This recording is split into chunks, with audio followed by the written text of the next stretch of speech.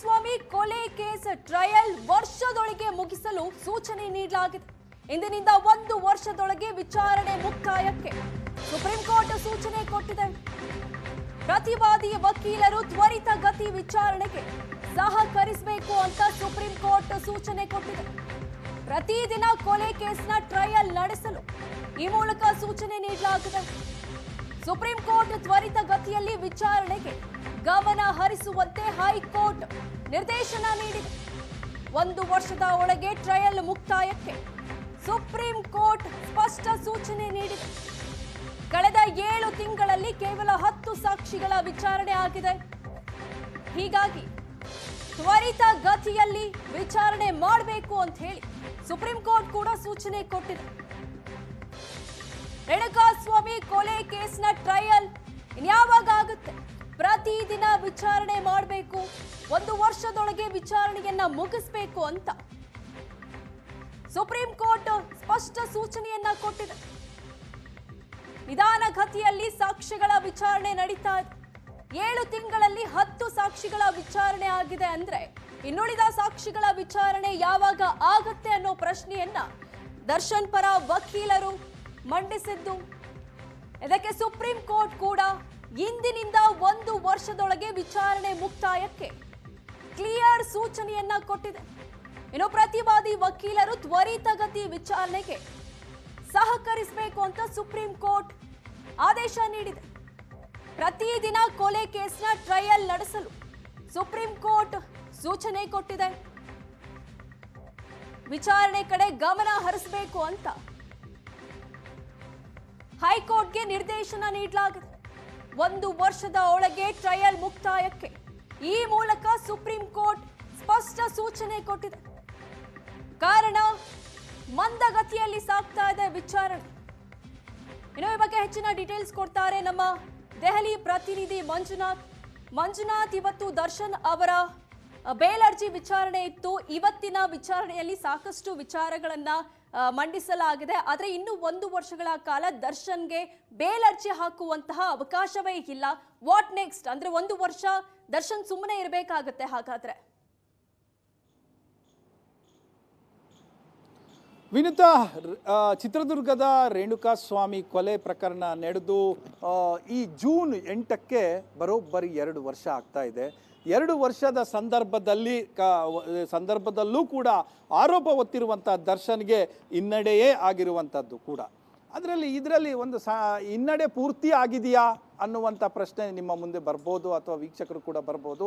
ಆದರೆ ಅವರು ಕೇಳಿದಂತಹ 2 ಪ್ರೇಯರ್ಗಳಲ್ಲಿ ಒಂದು ಪ್ರೇಯರ್ಗೆ ಆಡಳಿತಾತ್ಮಕವಾಗಿ ಏನನ್ನ ರೆಡಿ ಮಾಡ್ಬೋದು ಅದನ್ನು ರೆಡಿ ಮಾಡಿಕೊಟ್ಟಿದೆ ಇವತ್ತು ಸುಪ್ರೀಂ ಕೋರ್ಟ್ ಅಂತ ಹೇಳ್ಬೋದು. ಅವರ ಇವತ್ತಿನ ಬೇಲ್ ಅರ್ಜಿಯನ್ನು ಪೂರ್ತಿಯಾಗಿ ಅಂದರೆ ಸಾರಾಸಗಟಾಗಿ ತಿರಸ್ಕರಿಸಿದರೂ ಕೂಡ ಆಡಳಿತಾತ್ಮಕವಾಗಿ ಇರುವಂತಹ ಎಲ್ಲ ವ್ಯವಸ್ಥೆಗಳನ್ನು ಸರಿಪಡಿಸಲಿಕ್ಕೆ ಇವತ್ತು ಸುಪ್ರೀಂ ಕೋರ್ಟ್ ಒಂದು ನಿರ್ದೇಶನವನ್ನು ನೀಡಿರುವಂಥದ್ದು. ಅವರು ಕೇಳಿದ್ದು ಮಂದಗತಿಯಲ್ಲಿ ಟ್ರಯಲ್ ನಡೀತಾ ಇದೆ.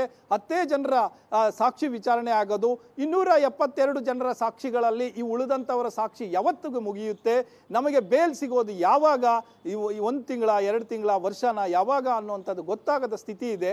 ಎಷ್ಟು ದಿನ ಇರಲಿಕ್ಕಾಗುತ್ತೆ ಜೈಲಲ್ಲಿ ಅನ್ನುವಂತಹ ಪ್ರಶ್ನೆಯನ್ನು ಕೂಡ ಮುಂದಿಟ್ಟಿದ್ರು. ಸೊ ಈ ಒಂದು ಅಂಶವನ್ನು ತೆಗೆದುಕೊಂಡಂತಹ ನ್ಯಾಯಾಲಯ ನೇರವಾಗಿ ಹೇಳ್ತು, ಈ ಸಂದರ್ಭದಲ್ಲಿ ಬೇಲ್ ಕೊಡೋದು ಅಷ್ಟು ಸರಿಯಾದ ಕ್ರಮ ಅಲ್ಲ ಅನ್ನುವಂಥದ್ದು ಹೇಳುವ ಜೊತೆಗೆ, ನಿಮಗೆ ಸ್ಪೀಡ್ ಟ್ರಯಲ್ ಆಗಬೇಕಲ್ವಾ, ಆ ಹಿನ್ನೆಲೆಯಲ್ಲಿ ಏನೆಲ್ಲ ಆಗಬೇಕು ವ್ಯವಸ್ಥೆಯನ್ನು ಮಾಡೋಣ, ನಾವಿದ್ದೇವೆ ಆ ವ್ಯವಸ್ಥೆಯನ್ನು ಮಾಡಲಿಕ್ಕೆ ಅನ್ನುವಂಥದ್ದನ್ನ ಕೂಡ ನ್ಯಾಯಪೀಠ ಹೇಳ್ತು. ಅದರಂತೆ ವ್ಯವಸ್ಥೆ ಏನು ಅಂತ ಅನ್ನುವಂಥ ಪ್ರಶ್ನೆ ಬಂದಂಥ ಸಂದರ್ಭದಲ್ಲಿ ಕೂಡಲೇ ಇದನ್ನು ಡೇ ಬೈ ಡೇ ವಿಚಾರಣೆಯನ್ನು ನಡೆಸಬೇಕು ಅಲ್ಲಿ ಸ್ಥಳೀಯ ನ್ಯಾಯಾಲಯ ಅಥವಾ ಸೆಷನ್ಸ್ ಕೋರ್ಟ್ ಯಾರು ಇದನ್ನು ನೋಡ್ತಾ ಇದ್ದಾರೆ ಅವರು ಅನ್ನುವಂಥದ್ದು. ಅದರ ಜೊತೆಗೆ ಏನು ಎಲ್ಲರೂ ಕೂಡ ಕೋಆಪರೇಟ್ ಮಾಡಬೇಕು. ಪದೇ ಈ ವಿಳಂಬಕ್ಕೆ ಪ್ರಮುಖ ಕಾರಣ ಏನು ಅಂತ ಅಂದರೆ ಬೆಂಗಳೂರು ಪೊಲೀಸ್ನವರು ಪಟ್ಟಿ ಮಾಡಿದ ಪ್ರಕಾರ ಅಥವಾ ಸುಪ್ರೀಂ ಕೋರ್ಟಿಗೆ ವರದಿ ಸಲ್ಲಿಸಿರುವ ಪ್ರಕಾರ ಇದಕ್ಕೆ ದರ್ಶನ್ ಅಂಡ್ ಗ್ಯಾಂಗ್ಗೆ ಕಾರಣ ಅಂತ ಹೇಳಿತ್ತು. ಯಾಕೆ ಅಂತ ಅಂದರೆ ನವೆಂಬರಲ್ಲಿ ಪ್ರಕರಣಕ್ಕೆ ಚಾರ್ಜಸ್ ಫ್ರೇಮ್ ಆಗುತ್ತೆ. ಅದಾದ ನಂತರ ಸುಮಾರು 4-5 ಅರ್ಜಿಗಳು ಹಾಕ್ಕೊಳ್ತಾರೆ. ಅಲ್ಲೇ ಸಮಯ ಹೋಯ್ತು ಆ ಅರ್ಜಿಗಳ ವಿಚಾರಣೆ. ಒಂದು ಅರ್ಜಿ ಅಂತ ಅಂದರೂ ಕೂಡ ಕನಿಷ್ಠ 20 ದಿನ ಆಗುತ್ತೆ. ಸೊ ಈ 4-5 ಅರ್ಜಿಗಳ ಪೂರ್ಣಗೊಳ್ಳಬೇಕಾದ್ರೆ ಅದರದೇ ಆದಂಥ ಒಂದು 20 ದಿನ ಅಂತ ಅಂದರೂ ಸಮಯ ಅಲ್ಲೇ ಹೋಯ್ತು. ಉಳಿದಂತೆ ವಾರದಲ್ಲಿ 2 ದಿನ ಸೋಮವಾರ ಮತ್ತು ಮಂಗಳವಾರ ವಿಚಾರಣೆ ನಡೀತಾ ಇದೆ, 3-4 ತಾಸುಗಳ ಕಾಲ ವಿಚಾರಣೆ ನಡೀತಾ ಇದೆ ಅನ್ನುವಂಥದ್ದನ್ನ ವಸ್ತುಸ್ಥಿತಿ ವರದಿಯನ್ನು ನ್ಯಾಯಪೀಠಕ್ಕೆ ಕೊಡ್ತು. ಇದನ್ನು ನೋಡಿದಂತಹ ನ್ಯಾಯಪೀಠ ಜಸ್ಟಿಸ್ ಪರ್ದಿವಾಲ್ ಅವರ ನೇತೃತ್ವದ ನ್ಯಾಯಪೀಠ ಹೇಳ್ತು ಇದು ಪ್ರತಿದಿನವೂ ಕೂಡ ಆಗಬೇಕಾಗಿರುವಂಥದ್ದು ಅನ್ನುವಂಥದ್ದು ಹೇಳಿ. ಡೇ ಬೈ ಡೇ ನಡೆದಾಗ ಮಾತ್ರ ಇಷ್ಟೊಂದು ಸಾಕ್ಷಿಗಳನ್ನು ವಿಚಾರಣೆ ಮಾಡಲಿಕ್ಕಾಗುತ್ತೆ. ಜೊತೆಗೆ ಪ್ರಮುಖವಾಗಿ ಪೊಲೀಸರ ಪರ ಅಪಿಯರ್ ಆಗಿದ್ದಂತಹ ನ್ಯಾಯವಾದಿ ಸಿದ್ಧಾರ್ಥ್ ಲೂತ್ರಾ ಅವರು ಹೇಳಿದರು, ಇಷ್ಟೂ ಜನರನ್ನು ನಾವು ಮಾಡಬೇಕಾಗಿಲ್ಲ, ಇದರಲ್ಲಿ ಪ್ರಮುಖವಾಗಿ ಬೇಕಂತಂದರೆ ವೈಟಲ್ ಎವಿಡೆನ್ಸ್ ಅಂತ ನಾವೇನು ಹೇಳ್ತೀವಿ ಅದರಲ್ಲಿ 60 ಜನ ಸಾಕ್ಷಿಗಳನ್ನು ನಾವು ವಿಚಾರಣೆ ಮಾಡಲೇಬೇಕಾಗಿದೆ ಅನ್ನುವಂಥದ್ದನ್ನ ನ್ಯಾಯಪೀಠದ ಗಮನಕ್ಕೆ ತಂದರು. ಸೊ ಆ ಸಂದರ್ಭದಲ್ಲಿ ಇವರೆಲ್ಲರನ್ನ ವಿಚಾರಣೆ ಮಾಡಲಿಕ್ಕೆ ಕನಿಷ್ಠ ಅಂದರೂ 1 ವರ್ಷ ಬೇಕಾಗುತ್ತೆ ಅನ್ನುವಂತಹ ತೀರ್ಮಾನಕ್ಕೆ ನ್ಯಾಯಪೀಠ ಬಂದು 1 ವರ್ಷದ ಒಳಗೆ ಈ ಎಲ್ಲ ಪ್ರಕ್ರಿಯೆಯನ್ನು ಮುಗಿಸ್ಬೇಕಂದ್ರೆ ಈ ವಿಚಾರಣೆಯನ್ನು ಮುಗಿಸ್ಬೇಕು. ಒಂದೊಮ್ಮೆ ಮುಗಿಸದೆ ಹೋದರೆ ಅನ್ನುವಂಥ ಪ್ರಶ್ನೆ ಆಟೋಮೆಟಿಕ್ ಬರುತ್ತೆ. ಅದಕ್ಕೂ ಕೂಡ ಉತ್ತರವಾಗಿ ಇದೇ ರೀತಿಯಲ್ಲಿ ಗಣನೀಯವಾಗಿ ಏನಾದರೂ ಪ್ರಕರಣದಲ್ಲಿ ಗಣನೀಯವಾಗಿ ಯಾವುದೇ ಪ್ರಗತಿ ಕಂಡಿಲ್ಲ ಅಥವಾ ನಿಧಾನ ಗತಿಯಲ್ಲಿ ನಡೀತಾ ಇದೆ, ಇದೇ ರೀತಿ ಮಂದಗತಿಯಲ್ಲಿ ಆಗ್ತಾ ಇದೆ ಅಂಥದ್ದೇನಾದರೂ ಆದರೆ 1 ವರ್ಷದ ನಂತರ ಆರೋಪಿ ಬೇಲ್ ಅರ್ಜಿಯನ್ನು ಹಾಕ್ಕೊಳ್ಬೋದು, ಅದೇ ಸೆಷನ್ ಕೋರ್ಟಿನಲ್ಲಿ ಹಾಕ್ಕೋಬೋದು ಅನ್ನುವಂಥದ್ದನ್ನು ಕೂಡ ಹೇಳಿತು. ಸೊ ಅದಾದ ನಂತರ ಪ್ರಮುಖ ಪ್ರಶ್ನೆ ಇದ್ದಿದ್ದೇ ಈ ವಿಚಾರಣೆ ಯಾಕೆ ತಡ ಆಗ್ತಾ ಇದೆ ಅನ್ನುವಂಥದ್ದು ಕೂಡ ನ್ಯಾಯಪೀಠ ಸಿದ್ಧಾರ್ಥ್ ಲೂತ್ರಾ ಅವರನ್ನು ಕೇಳ್ತು. ಆಗ ಅದೇ ಸಂದರ್ಭದಲ್ಲಿ ದರ್ಶನ್ ಪರ ವಕೀಲರು ಕೂಡ ಹೇಳಿದರು, ಇದಕ್ಕೆ ಅಂದರೆ ಡಿಸಿಗ್ನೇಟೆಡ್ ಕೋರ್ಟ್ ಇಲ್ಲ, 57 CCH 57 ಡಿಸಿಗ್ನೇಟೆಡ್ ಕೋರ್ಟ್ ಇದೆ, ಆದರೆ ಅಲ್ಲಿ ನ್ಯಾಯಾಧೀಶರಿಲ್ಲ, ಅದನ್ನು ಇನ್ಚಾರ್ಜ್ ಕೋರ್ಟ್ ನೋಡ್ಕೊಳ್ತಾ ಇರುವಂಥದ್ದು CCH 56. ಹಾಗಾಗಿ 2 ದಿನ ವಾರದಲ್ಲಿ 2 ದಿನ 3-4 ಗಂಟೆಗಳ ಕಾಲ ವಿಚಾರಣೆ ನಡೀತಾ ಇದೆ ಅನ್ನುವ ಅಂಶಗಳನ್ನೆಲ್ಲ ನ್ಯಾಯಪೀಠದ ಗಮನಕ್ಕೆ ತಂದರು. ಆಗ ಇಮಿಡಿಯೇಟ್ ಸುಪ್ರೀಂ ಕೋರ್ಟು ಕರ್ನಾಟಕ ಹೈಕೋರ್ಟಿಗೆ ಒಂದು ಸೂಚನೆಯನ್ನು ಕೊಟ್ಟು ಆಡಳಿತಾತ್ಮಕವಾಗಿ ಏನೆಲ್ಲ ಕ್ರಮಗಳ ಕೈಗೊಳ್ಳಬೇಕೋ ತುರ್ತಾಗಿ ಕ್ರಮ ಕೈಗೊಳ್ಳಿ ಅನ್ನುವಂಥದ್ದನ್ನ ಹೇಳ್ತು. ಅಂದರೆ ಇಟ್ ಮೀನ್ಸ್ ನೀವು ಕೂಡಲೇ ಜಡ್ಜನ್ನು ನೇಮಕ ಮಾಡಿ ಪ್ರಕರಣದ ವಿಚಾರಣೆ ನಡೆಯಲಿಕ್ಕೆ ಅವಕಾಶ ಮಾಡಿಕೊಡಿ ಅನ್ನುವಂಥದ್ದನ್ನ ಹೇಳ್ತು. ಸೊ ಇದಾದ ನಂತರ ಇಡೀ ಪ್ರಕರಣದಲ್ಲಿ ಇವರಿಗೆ ಈ ಸ್ಪೀಡಿ ಟ್ರಯಲ್ ಒಂದು ಸಿಕ್ತು. ಇವತ್ತು ಅರ್ಜಿ ಹಾಕಿದ್ದಕ್ಕೆ ದರ್ಶನ್ಗೆ ಏನು ಸಿಕ್ತಪ್ಪ ಅಂದರೆ ಜಾಮೀನು ಸಿಗದೆ ಹೋದ್ರು ಸ್ಪೀಡ್ ಟ್ರಯಲ್ ಆಗಲಿಕ್ಕೆ ಅಥವಾ ಸಾಕ್ಷಿಗಳ ವಿಚಾರಣೆ ನಡೀಲಿಕ್ಕೆ ಅವಕಾಶ ಅಂತೂ ಸಿಕ್ತು ದರ್ಶನ್ಗೆ. ಅದೊಂದು ಸಣ್ಣ ರಿಲ್ಯಾಕ್ಸ್ ಆಗ್ಬೋದೇನೋ, ಎಷ್ಟು ಅರ್ಜಿ ಹಾಕಿದ ಮೇಲೆ ಇದೊಂದು ಸಿಕ್ತಲ್ಲಪ್ಪ ಅನ್ನುವಂಥದ್ದು. ಇನ್ನು ಪ್ರಮುಖವಾಗಿ ಅವರು ಅರ್ಜಿಯಲ್ಲಿ 2ನೇ ಆರೋಪ ಮಾಡಿದ್ದು ಜೈಲು ಸಿಬ್ಬಂದಿಗಳ ಬಗ್ಗೆ, ಅಲ್ಲಿನ ವ್ಯವಸ್ಥೆ ಬಗ್ಗೆ, ಅಲ್ಲಿ ಅವರನ್ನು ನೋಡ್ಕೊಳ್ತಾ ಇರುವ ರೀತಿ ನೀತಿಗಳ ಬಗ್ಗೆ ಆಕ್ಷೇಪವನ್ನು ದರ್ಶನ್ ಆಕ್ಷೇಪ ವ್ಯಕ್ತಪಡಿಸಿದ್ರು. ಸೊ ಇದನ್ನು ಕೂಡ ಪರಿಗಣಿಸಿದಂಥ ನ್ಯಾಯಾಲಯ ನೇರವಾಗಿ ಪರಪ್ಪನ ಅಗ್ರಹಾರ ಜೈಲು ಅಧಿಕಾರಿಗಳಿಗೆ ಒಂದು ಸೂಚನೆಯನ್ನು ಕೊಡ್ತು.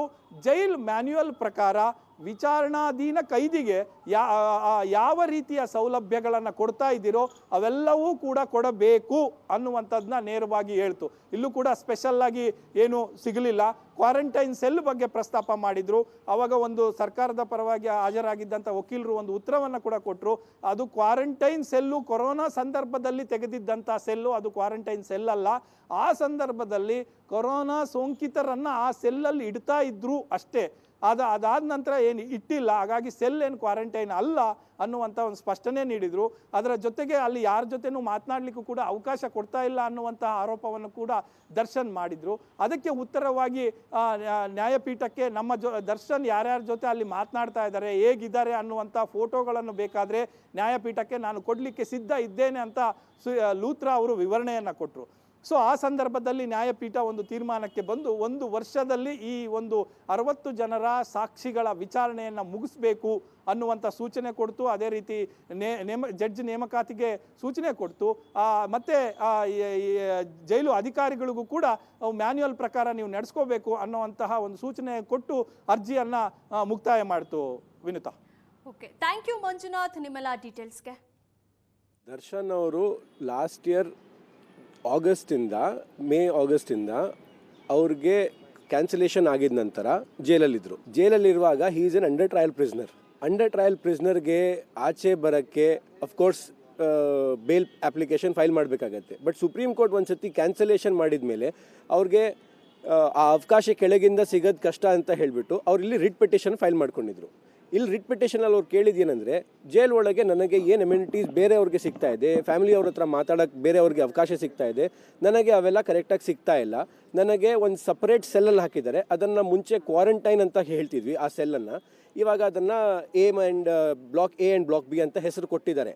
ಆದರೆ ಅದರಲ್ಲಿ ಇಟ್ಕೊಂಡಿದ್ದಾರೆ ಅಂತ ಅವ್ರ ಸಬ್ಮಿಷನ್ ಇದ್ದಿದ್ದು. ನನಗೆ ಇವಾಗ 272 ವಿಟ್ನೆಸಸ್ ಇನ್ನೂ ಎಕ್ಸಾಮಿನ್ ಆಗಬೇಕು. ಟ್ರಯಲ್ ಇನ್ನೂ ನಡೀತಾ ಇದೆ. ಟ್ರಯಲ್ ನಡೆಯುವಾಗ ಇಷ್ಟೆಲ್ಲ ವಿಟ್ನೆಸಸ್ನ ಎಕ್ಸಾಮಿನ್ ಮಾಡೋಕ್ಕೆ ಸ್ಟೇಟ್ ಗೌರ್ಮೆಂಟ್ ಹತ್ರ ಲಾಸ್ಟ್ ಹಿಯರಿಂಗಲ್ಲಿ ಸುಪ್ರೀಂ ಕೋರ್ಟ್ ಕೇಳ್ಕೊಂಡಿತ್ತು, ಎಷ್ಟು ಆಡಿದ್ದೀರಾ ಆಲ್ರೆಡಿ ಎಕ್ಸಾಮಿನೇಷನ್, ಇನ್ನು ಎಷ್ಟು ಮಾಡೋಕ್ಕಿದೆ ಅಂತ. ಆವಾಗ ಈ ಆರ್ಡರ್ ಕೊಟ್ಟಿದ ನಂತರ ಸ್ಟೇಟ್ ಗೌರ್ಮೆಂಟ್ ಇವತ್ತೊಂದು ಎಫಿಡೇವಿಟ್ ಫೈಲ್ ಮಾಡಿದ್ರು. ಆ ಎಫಿಡೇವಿಟಲ್ಲಿ ಅವ್ರು ಹೇಳ್ಕೊಂಡ್ರು 150 ವಿಟ್ನೆಸಸ್ನ ನಾವು ಎಕ್ಸಾಮಿನ್ ಇನ್ನು ಕರೆಕ್ಟಾಗಿ ಮಾಡಲೇಬೇಕು. ಅದರಲ್ಲೂ ಕೂಡ 60 ಇಂಪಾರ್ಟೆಂಟ್ ವಿಟ್ನೆಸಸ್ ಇದ್ದಾರೆ. ಆ 60 ಜನನ ಮಾಡೋಕ್ಕೆ ನಮಗೆ ಅವಕಾಶ ಬೇಕು. ರೇಣುಕಾಸ್ವಾಮಿ ಕೊಲೆ ಪ್ರಕರಣದಲ್ಲಿ ಜೈಲು ಸೇರಿದ ದರ್ಶನ್ ಜಾಮೀನಿಗಾಗಿ ಮತ್ತೊಂದು ಪ್ರಯತ್ನವನ್ನು ಮಾಡಿದ್ರು. ಸುಪ್ರೀಂ ಕೋರ್ಟ್ ಇವತ್ತು ವಿಚಾರಣೆಯನ್ನು ನಡೆಸಿ 1 ವರ್ಷದ ಒಳಗಾಗಿ ಪ್ರಮುಖ ಸಾಕ್ಷಿಗಳನ್ನು ವಿಚಾರಣೆಯನ್ನು ನಡೆಸಿ 1 ವರ್ಷ ಆದ ನಂತರ ನೀವು ಜಾಮೀನು ಅರ್ಜಿಯನ್ನು ಸಲ್ಲಿಸಬಹುದು ಅನ್ನುವಂಥ ಸೂಚನೆ ಕೊಟ್ಟಿದೆ. ಅಂದರೆ ಈ ಬಗ್ಗೆ ಮಾತಾಡಲಿಕ್ಕೆ ಈ ಪ್ರಕರಣದ A3 ಪರ ವಕೀಲರಾಗಿರುವಂಥ ಸುಧನ್ ನಮ್ಮ ಜೊತೆ ಇದ್ದಾರೆ. ಸರ್, ಇವತ್ತಿನ ಸುಪ್ರೀಂ ಕೋರ್ಟ್ನ ಒಂದಷ್ಟು ವಾದ ಪ್ರತಿವಾದವನ್ನು ಆದೇಶವನ್ನು ನೋಡ್ತಾ ಹೋದರೆ ಏನು ಅವಕಾಶಗಳಿದೆ? ಎಲ್ಲ ಒಂದು ಕಡೆ ಜಾಮೀನು ಅಂತ ಹೋದಂಥ ದರ್ಶನ್ಗೆ ನಿರಾಸೆ ಆಗಿದೆ. ಅಲ್ಲ, ಇದರಲ್ಲಿ ಮೆರಿಟ್ ಮೇಲೆ ಆಲ್ರೆಡಿ ಬೇಲ್ ಡಿಸ್ಮಿಸ್ ಆಗಿತ್ತು. ಡಿಸ್ಮಿಸ್ ಅಂದರೆ ಹೈಕೋರ್ಟು ದರ್ಶನ್ ಅವ್ರಿಗೆ ಬೇಲ್ ಕೊಟ್ಟಿದ್ರು. ಆ ನಂತರ ಸರ್ಕಾರ ಅದ್ರ ಮೇಲೆ ಸುಪ್ರೀಂ ಕೋರ್ಟಲ್ಲಿ ಚಾಲೆಂಜ್ ಮಾಡಿದಾಗ ಆ ಅಪೀಲ್ನ ಅಲೋ ಮಾಡಿ ಮೆರಿಟ್ ಮೇಲೆ ಡಿಸ್ಕಸ್ ಮಾಡಿ ಮೆರಿಟಲ್ಲಿ ಇದು ಬೇಲ್ ಕೊಡೋವಂಥದ್ದಲ್ಲ ಅಂತ ಬೇಲ್ ರಿಜೆಕ್ಟ್ ಆಗಿತ್ತು. ಆ ನಂತರ ಚಾರ್ಜಸ್ ಫ್ರೇಮ್ ಆಗಿ 7 ತಿಂಗಳು ಅಥವಾ 8 ತಿಂಗಳು ಸಮಯದಲ್ಲಿ ಕೇವಲ 10 ವಿಟ್ನೆಸ್ಗಳು ಎಕ್ಸಾಮಿನ್ ಆಗಿದ್ದರು. ಹಾಗೆ ಅವ್ರಿಗೆ ದರ್ಶನ್ ಅವ್ರಿಗೆ ಜೈಲಲ್ಲಿ ಬೇರೆ ಕೈದಿಗಳನ್ನ ಬೇರೆ ರೀತಿ ಟ್ರೀಟ್ ಮಾಡ್ತಾಯಿದ್ರು, ಇವ್ರನ್ನೇ ಬೇರೆ ರೀತಿ ಟ್ರೀಟ್ ಮಾಡ್ತಿದ್ರು. ಆದರೆ ಬೇರೆ ಕೈದಿಗಳನ್ನ ಟ್ರೀಟ್ ಮಾಡಿರೋದಕ್ಕಿಂತ ಕೆಟ್ಟದಾಗಿ ನಡೆಸ್ಕೊತಿದ್ದು ಅನ್ನೋ ಗ್ರೌಂಡ್ ಮೇಲೆ, ಈ 2 ಗ್ರೌಂಡ್ ಮೇಲೆ ಸುಪ್ರೀಂ ಕೋರ್ಟ್ಗೆ ದರ್ಶನ್ ಅವರು ಬೇಲ್ ಅಪ್ಲಿಕೇಶನ್ ಹಾಕಿದರು. ಆ ಬೇಲ್ ಅಪ್ಲಿಕೇಶನ್ ವಿಚಾರಣೆಗೆ ಬಂದಾಗ ಮೊದಲನೇದಾಗಿ ಹೇಳಿದ್ದು ಇದರಲ್ಲಿ 250ಕ್ಕಿಂತ ಹೆಚ್ಚು ಸಾಕ್ಷಿಗಳಿದ್ದಾರೆ. ಇನ್ನು ಕೇವಲ 7 ತಿಂಗಳಲ್ಲಿ ಬರೀ 10 ವಿಟ್ನೆಸ್ಗಳು ಎಕ್ಸಾಮಿನ್ ಆಗಿರೋದು. ಈ ಸ್ಪೀಡಲ್ಲೇ ಹೋಗೋದಾದರೆ ಇನ್ನೂ ಎಕ್ಸಾಮಿನ್ ಆಗೋದು 7-8 ವರ್ಷ ಮಿನಿಮಮ್ ಆಗುತ್ತೆ. ಅಲ್ಲಿವರೆಗೂ ನಾನು ಅಂಡರ್ ಟ್ರಯಲ್ ಪ್ರಿಸ್ನರ್ ಆಗಿ, ಯಾಕೆಂದರೆ ಒಂದು ಪ್ರಿಸಂಪ್ಷನ್ ಇದೆ ಕಾನೂನಲ್ಲಿ, ಇನ್ನೋಸೆಂಟ್ ಅಂಟುಲ್ ಪ್ರೂವನ್ ಗಿಲ್ಟಿ ಅಂತ. ಹಾಗಾಗಿ ಆ ಪ್ರಿಸಂಪ್ಷನ್ ಇರೋದ್ರಿಂದ ಬೇಲ್ ಕೊಡಿ ಅಂತ ಒಂದು. ಹಾಗೆ ಕಾರಾಗೃಹದಲ್ಲಿ ಇರೋವಂಥ ಸ್ಥಿತಿ ಚೆನ್ನಾಗಿಲ್ಲ ಅನ್ನೋದು 2 ಗ್ರೌಂಡ್ಸ್ ಮೇಲೆ ದರ್ಶನ್ ಅವರು ಇದು ಮಾಡಿದರು. ಹೈಕೋರ್ಟನ್ನು ಸುಪ್ರೀಂ ಕೋರ್ಟನ್ನು ಅಪ್ರೋಚ್ ಮಾಡಿದರು. ಸುಪ್ರೀಂ ಕೋರ್ಟು ಅದ್ರ ಬಗ್ಗೆ ಕಾರಾಗೃಹದಿಂದ ಅವ್ರದ್ದು ರೆಸ್ಪಾನ್ಸ್ ಏನು ಕೇಳಿತ್ತು ಅದಕ್ಕೆ ಇವರು ಅಫಿಡವಿಟ್ ಕೂಡ ಹಾಕಿದರು. ಕಾರಾಗೃಹ ಅಧಿಕಾರಿಗಳು ಇಲ್ಲ, ಬೇರೆ ರೀತಿಗೆ ಸಹಕೈದಿಗಳನ್ನ ಹೇಗೆ ನಡೆಸ್ಕೊತಾ ಇದ್ರು, ಹಾಗೆ ಜೈಲ್ ಮ್ಯಾನ್ಯುವಲಲ್ಲಿ ಏನೇನು ಪ್ರಾವಿಷನ್ಸ್ ಇದೆಯೋ ಅದ್ರ ಪ್ರಕಾರ ನಡೀತಾ ಇದ್ರಿ ಅಂತ ಒಂದು. ಹಾಗೆ ಸರ್ಕಾರದವರು ಕೂಡ ಇದರಲ್ಲಿ 10 ಸಾಕ್ಷಿಗಳನ್ನ ವಿಚಾರಣೆ ಮಾಡಿದರೆ. ಕಾರಣ ಏನು ಅಂದರೆ ಅದು ಈ ಕೋರ್ಟು ಆ್ಯಕ್ಚುಲಿ ವೇಕೆಂಟ್ ಇದೆ. ಯಾವುದು ಈ ದರ್ಶನ್ ಅವರು ವಿಚಾರಣೆ ನಡೀತಾ ಇರೋದು CCH 56 ನಡೀತಾ ಇದೆ. ಬಟ್ ಇನ್ಚಾರ್ಜ್ ಕೋರ್ಟು 64 64 ಅದರದ್ದೇ ಆದಂಥ ಕೇಸ್ ಇರುತ್ತೆ. ಅದ್ರ ಜೊತೆಯಲ್ಲಿ ಈ ಕೋರ್ಟಿನ ಕೇಸಸ್ ಕೂಡ ನಡೆಸಬೇಕು. ಹಾಗೆ ದರ್ಶನ್ ಕೇಸು ಒಂದೇ ಅಲ್ಲ, ಇನ್ನೂ 16 ಹೀನೆಸ್ ಅಫೆನ್ಸಸ್, ಮರ್ಡರ್ ಕೇಸಸ್ಸು, ಬೇರೆ ಹೀನೆಸ್ ಅಫೆನ್ಸಸ್ ಇರೋವಂಥ ಕೇಸಸ್ ಕೂಡ ವಿಚಾರಣೆ ಅಲ್ಲಿ ನಡೀತಾ ಇದೆ. ಒಬ್ಬ ಆರೋಪಿ ಸುಪ್ರೀಂ ಕೋರ್ಟ್ ಹೋಗಿ 1 ವರ್ಷ ಜಾಮೀನು ಇಲ್ಲ ಅನ್ನುವಂಥದ್ದನ್ನು ಹೇಳ್ಸ್ಕೊಂಡು ವಾಪಸ್ ಬಂದಿದ್ದರಿಂದ ಇನ್ನುಳಿದಂಥ 15 ಜನ ಆರೋಪಿಗಳಿಗೂ ಕೂಡ ಈ ಜಾಮೀನನ್ನು ಕೇಳುವಂಥದ್ದಾಗಲಿ, ಅರ್ಜಿನ ಸಲ್ಲಿಸುವಂಥದ್ದು ಅವರ ಅಧಿಕಾರಿಗಳು ಎಲ್ಲ ಒಂದು ಕಡೆ ಮೊಟಕಾಗುತ್ತಾ? ಅವ್ರು ಇನ್ನುಳಿದ ಆರೋಪಿಗಳು ಜಾಮೀನಿನ ಪ್ರಯತ್ನಗಳಿಗೆ ಏನು ಎಫೆಕ್ಟ್ ಆಗುತ್ತೆ ಇವತ್ತಿನ ಆದೇಶ? ಅಲ್ಲ, ಈ ಆದೇಶದಿಂದ ಬೇರೆ ಆರೋಪಿಗಳಿಗೆ ಒಂದು ಟೆಂಪ್ರವರಿ ಹಿನ್ನಡೆ ಅಂತೂ ಆಗ್ತಾ ಇದೆ. ಅದನ್ನು ಇಲ್ಲ ಅಂತ ಹೇಳೋಕ್ಕಾಗಲ್ಲ. ಬಟ್ ಅದನ್ನು ಓವರ್ಕಮ್ ಮಾಡ್ತೀರಿ ಅನ್ನೋ ಕಾನ್ಫಿಡೆನ್ಸ್ ನಮಗಿದೆ. ಕ್ಯಾಮರಾಮನ್ ಯುವರಾಜ್ ಜೊತೆ ರಮೇಶ್, ಏಷ್ಯಾನೆಟ್ ಸುವರ್ಣ ನ್ಯೂಸ್, ಬೆಂಗಳೂರು.